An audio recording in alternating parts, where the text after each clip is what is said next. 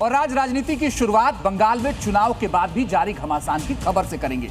2 चरण में हुए बंगाल विधानसभा चुनाव में बम्पर वोटिंग के बाद अब बारी नतीजों की है, लेकिन उसके बाद भी पश्चिम बंगाल में बीजेपी और टीएमसी के बीच घमासान थमा नहीं है। इस रिपोर्ट के जरिए आप देखिए कि इस वक्त पश्चिम बंगाल में क्या चल रहा है।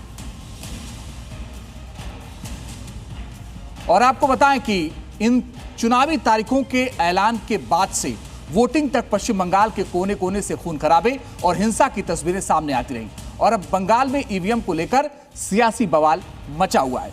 कोलकाता से लेकर ममता बनर्जी के निर्वाचन क्षेत्र भवानीपुर तक दोनों दल एक दूसरे से भिड़ते नजर आए और ऐसे हालातों को देखते हुए बंगाल में सुरक्षा व्यवस्था को बेहद सख्त कर दिया गया है।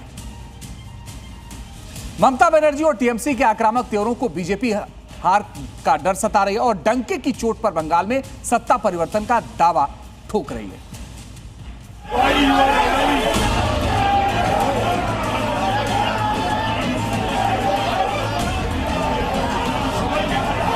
4 मई से पहले डर गई दीदी।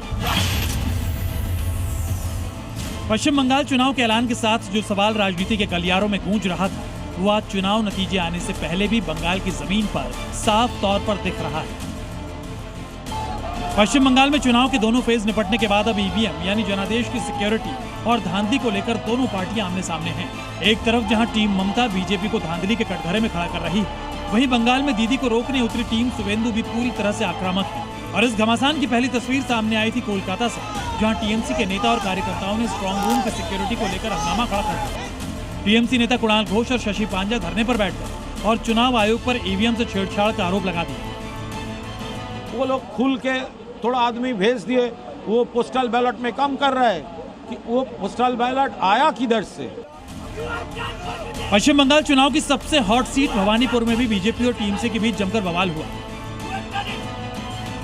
बीती रात ममता बनर्जी अपने निर्वाचन क्षेत्र भवानीपुर के स्ट्रांग रूम में पहुंची।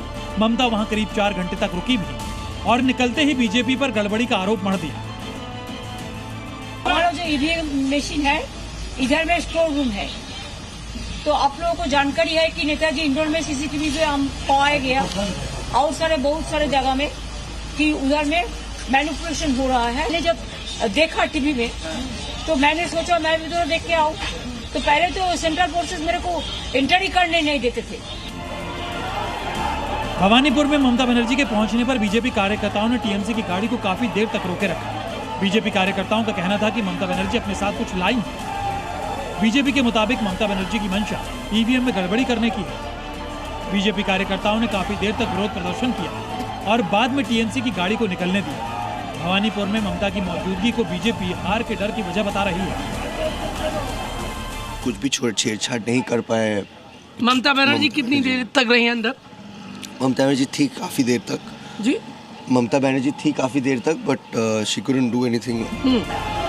पश्चिम बंगाल में राजनीतिक घमासान चरम पर है। बीजेपी सत्ता से टीएमसी को उखाड़ फेंकने के लिए एड़ी चोटी का जोर लगा रही है, तो ममता भी बीजेपी के आक्रामक तेवरों से डरी हुई दिखती है। और चुनाव के बाद भी दोनों खेमों से जुबानी वार पलटवार का सिलसिला भी लगातार जारी है।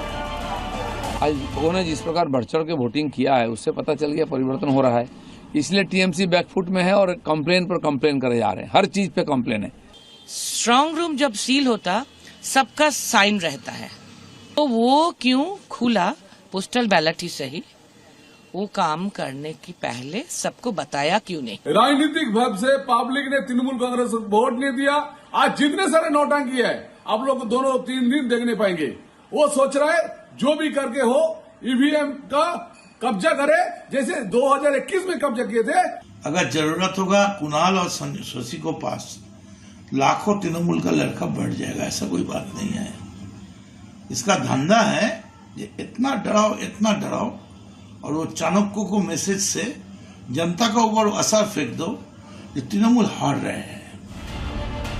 पश्चिम बंगाल में दोनों पार्टियां जीत का दावा कर रही हैं, लेकिन हकीकत यह भी है कि बंगाल में खोने का डर सिर्फ दीदी को है और ममता नतीजों से पहले हर दांव आजमा रही है। लेकिन अब पश्चिम बंगाल में राजनीति की हवा किसकी तरफ चलेगी, ये तो सिर्फ 4 मई को ही पता चलेगा। ब्यूरो रिपोर्ट, जी मीडिया।